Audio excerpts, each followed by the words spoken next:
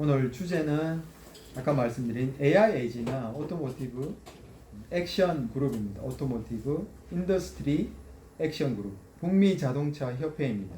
VDA는 독일 자동차 협회입니다.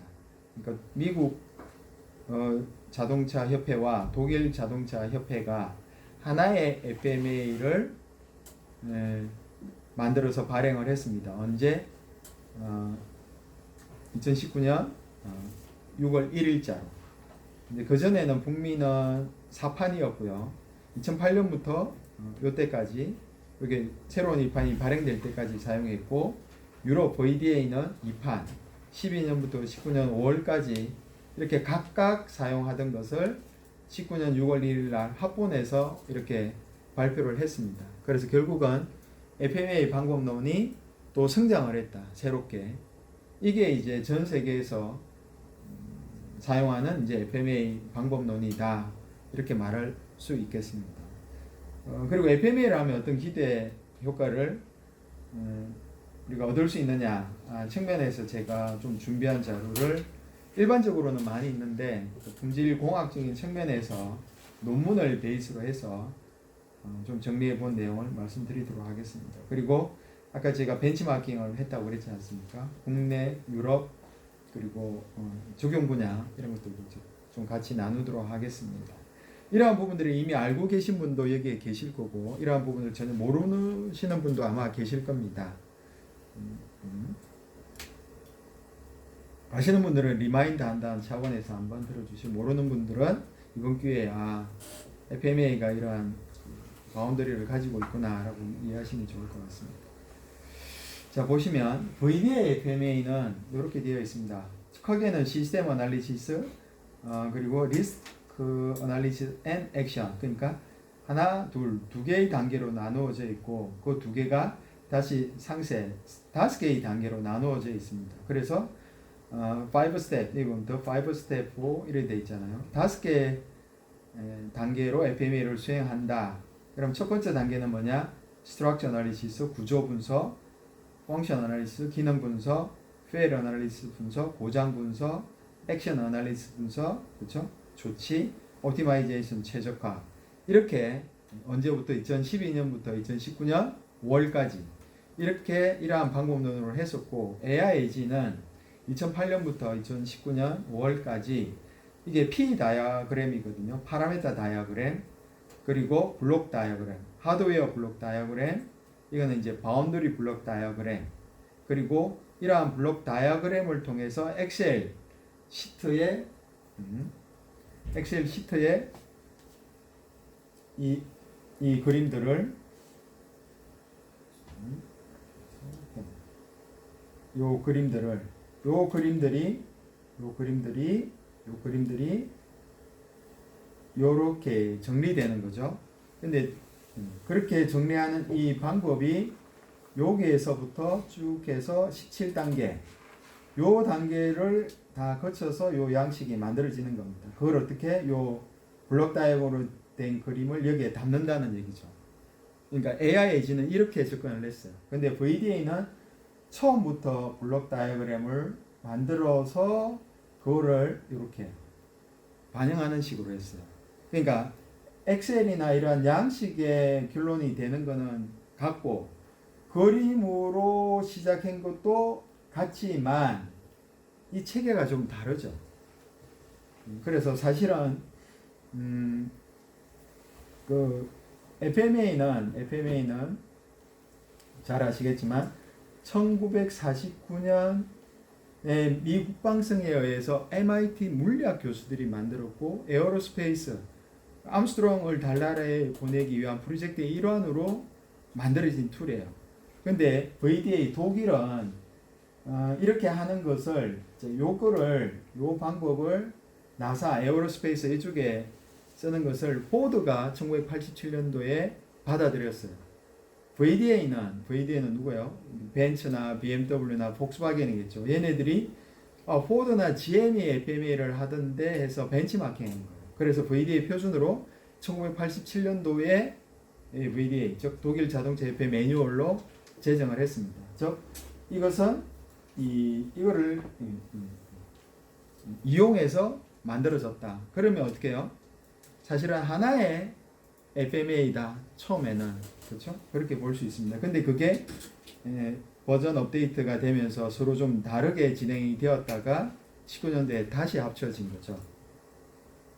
넘어가서 보면 아까 그 그림에 있는 아까 이 구조 분석, 이 기능 분석, 고장 분석을 VD에서 보면 3단계로 가장 심플하지만 AIAG, 엑셀 스프레드시트 방식으로 보면 이 스트럭처는 파라메터 다이어그램, 펑션 하드웨어 블록 다이어그램 또는 바운더리 다이어그램, 무엇에 대해서? 아이템에 대해서. 이 부분이 요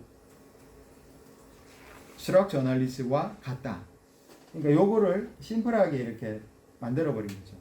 펑션 어널리시스는 똑같습니다. 펑션도 여기도 기능도 있고 요구사항도 있죠.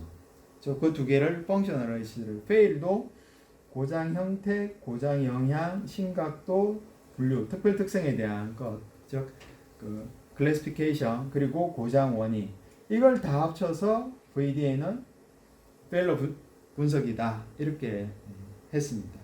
심플하게 했죠. 체계화했다 이렇게 보시면 됩니다. 그리고 액션도 마찬가지. 예방 관리, 발생도, 그리고 검출 관리, 검출도. 이건 이제 1점의 시점, 1점의 시점이죠. 그리고 RPN, 리스크 프로리티 넘버, 우선순위죠.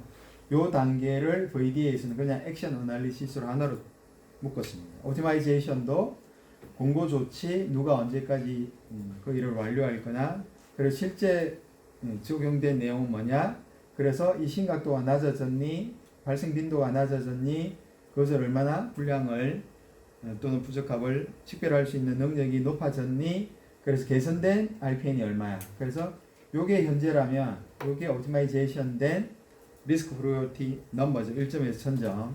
이렇게 되는데 요거를 이제 오티마이제이션 하나로 퉁쳤습니다. 그러니까 AI AG를 굉장히 체계화한 것이 VDA FMA다. 이렇게 볼 수 있습니다. 그걸 다시 그림으로 보면 이 VDA는 이렇게 블록 다이어그램 형태, 보통 회로 설계를 하면 아키텍처 디자인을 이런 식으로 그리게 되죠. 근데 그 그림을 이러한 형태로 그릴 수 있습니다. 즉 이 그림이나 똑같습니다. 이 그림이 저렇게 될 수 있어? 네, 됩니다. 그렇게 전개를 하는 겁니다. 사실은. 이 방식은 뭐예요? AIAG 방식. 이 방식은 뭐예요? VDA 방식. 똑같습니다.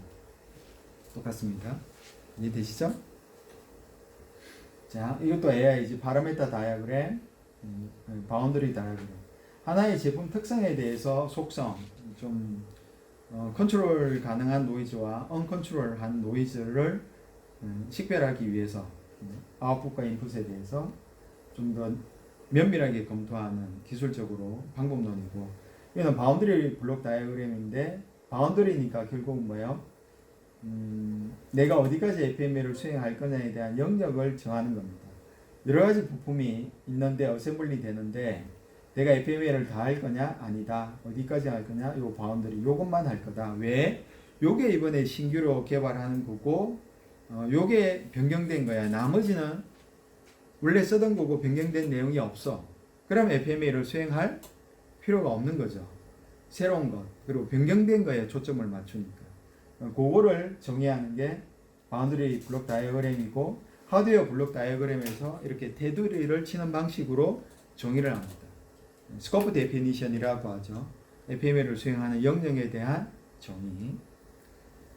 자, AG. 그리고 지금 이제 펑션에 대해서 이제 요 아이템에 대해서 아이템에 대해서 각각의 기능을 정의하는 겁니다.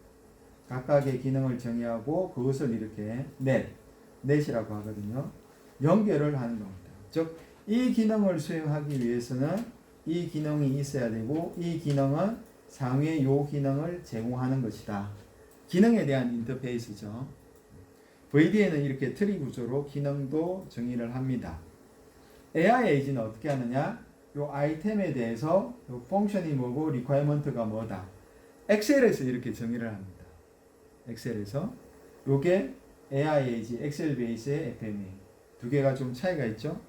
자, 그럼 fail은 어떻게 하느냐? VDA에서는 아까 요 아이템의 고장은 어떤 고장, 요 아이템의 고장은 어떤 고장, 그리고 서로 이렇게 연결을 합니다. 터리에서 계속 추가해 나가죠. 그러니까 UI가 좋습니다. 그 사용자 인터페이스가 굉장히 신의성이 좋은 거죠. 그리고 요것을 내가 초점 요소로 만약에 하겠다고 하면 이 하위에 있는 부품의 고장은 원인이 되고 초점 요소의 상위에 있는 것은 영향이 됩니다. 이런 개념에서 초점 요소에 따라서 하위에 있는 것은 원인, 상위에 있는 고장은 영향, 이렇게 정의를 하는 거거든요. 그런데 그런데 초점 요소를 내가 여기에 있다면 만약에 아까 하위에 있는 건 원인이니까 아까 요게 뭐였어요? 프리미어리 기어 핵심이 아까 요거였거든요. 그렇죠?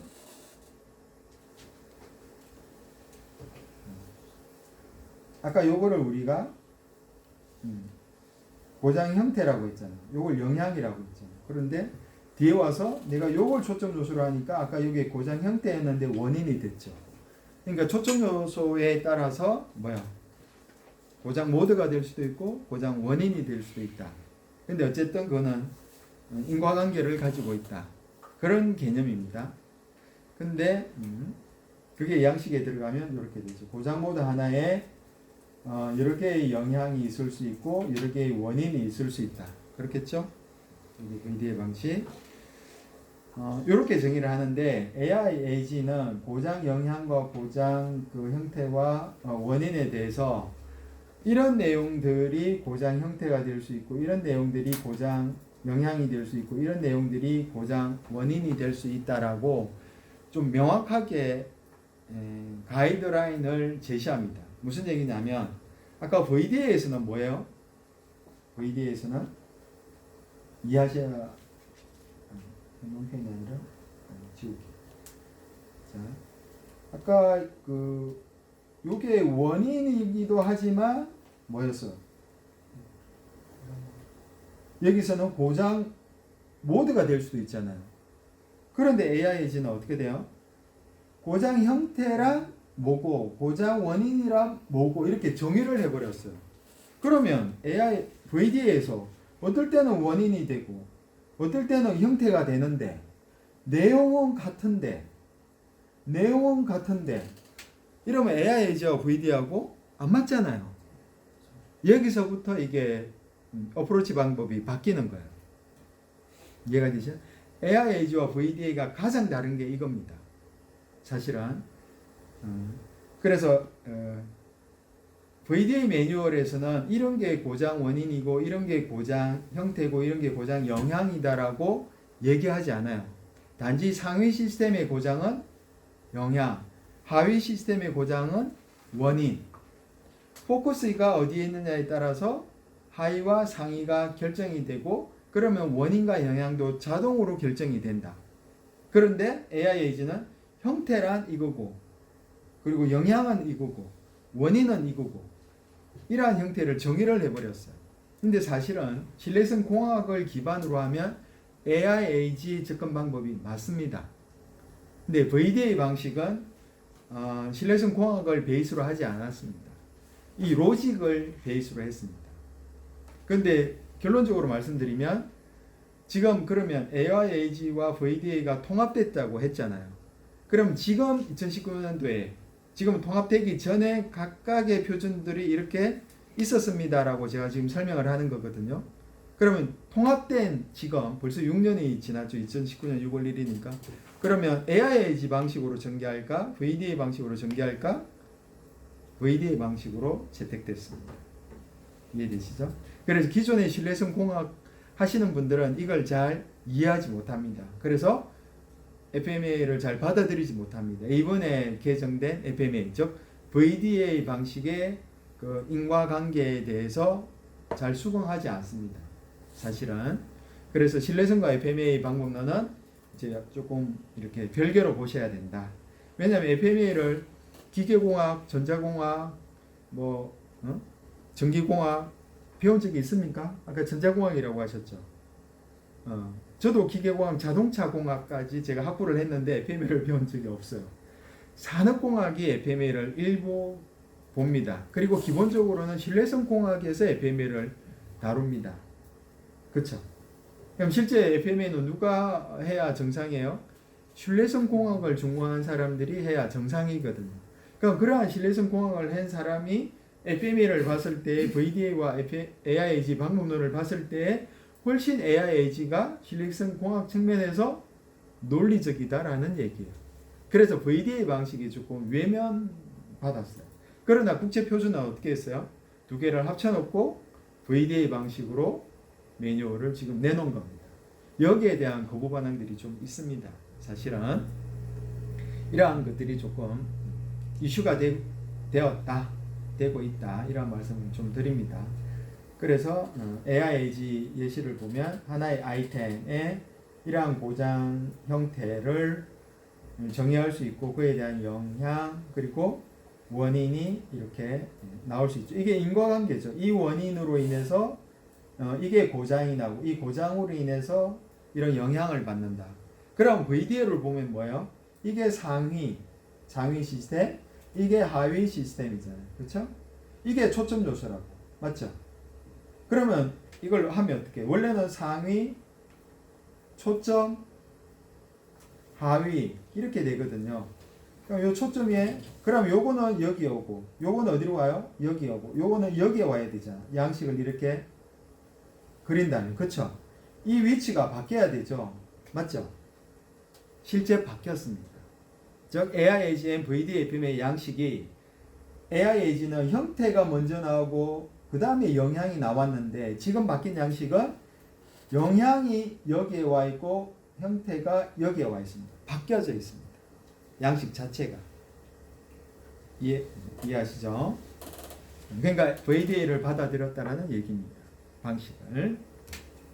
자, 넘어가겠습니다. 그리고 리스크를 평가하는 데 있어서도 VDA는 리스크 매트릭스라고 해서 여기 이제 빨간색, 노란색, 파란색이 있죠.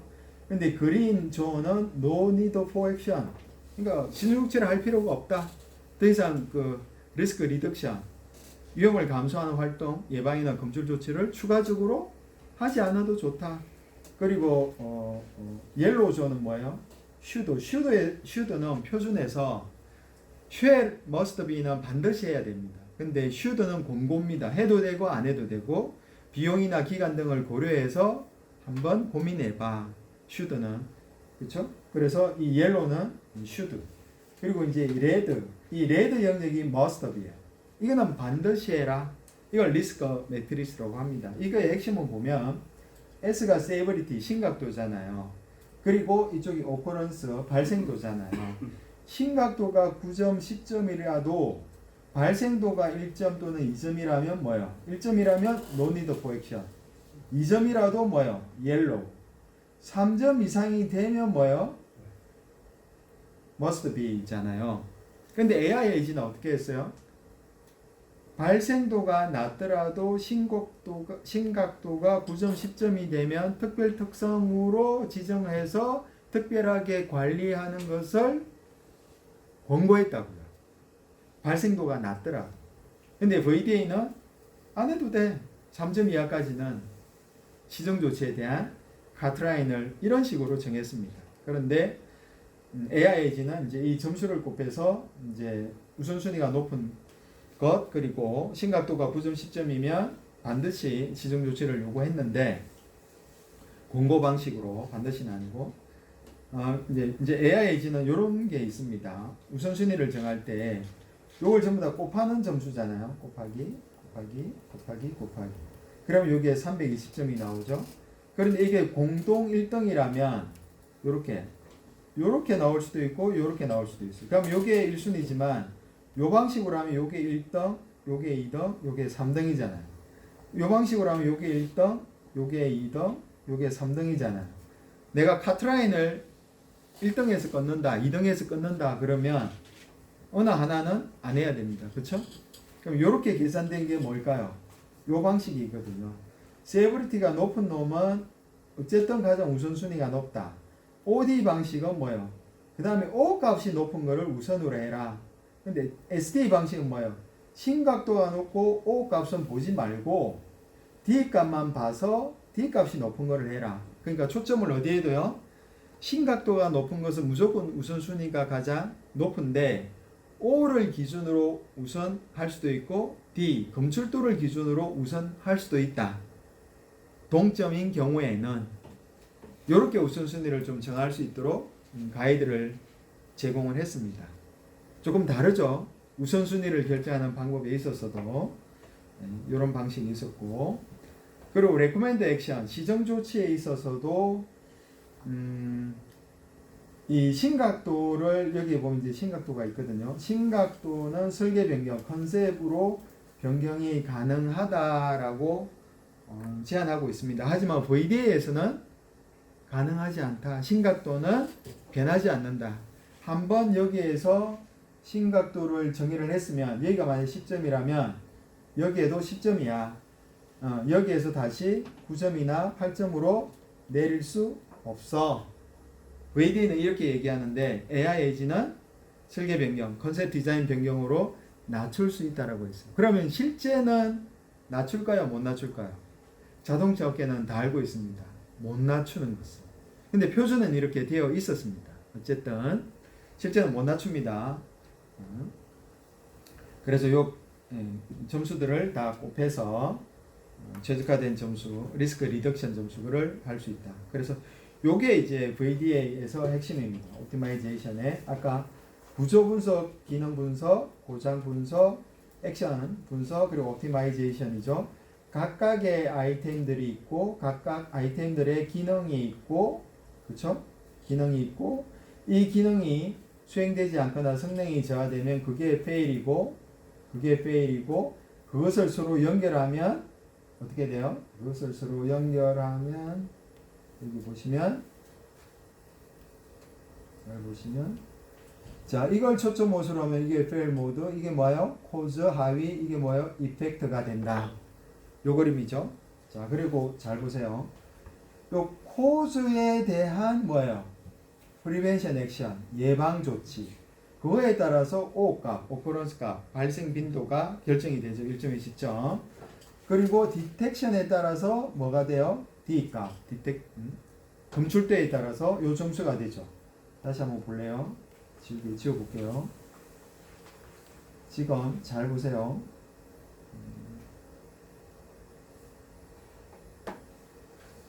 원인에 대한 뭐예요? 발생도, 원인에 대한 뭐예요? 검출대예요. 맞죠? 원인에 모두에 대한 발생도나 검출도가 아니에요. 원인에 대한 거예요.